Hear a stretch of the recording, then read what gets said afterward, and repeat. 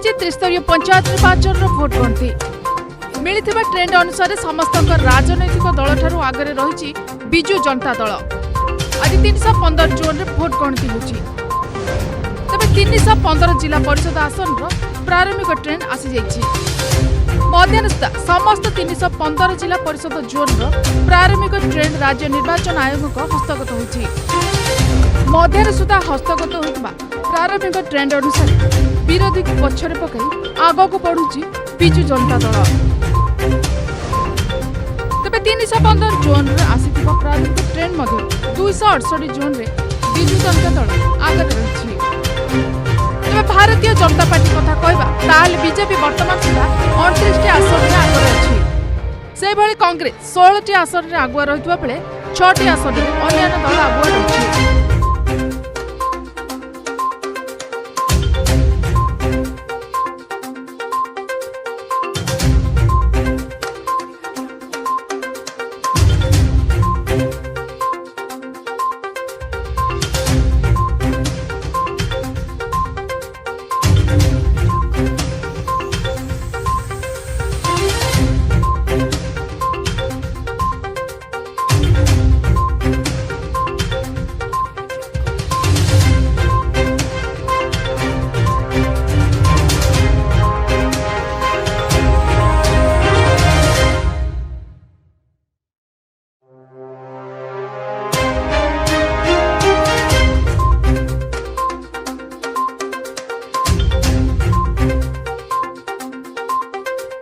आरंभ होइछि त्रिस्तरीय पंचायत निर्वाचन भोट गणति मिलिथिबा ट्रेंड अनुसार समस्त राजनैतिक दल ठारू आगरे रहिछि बिजू जनता दल।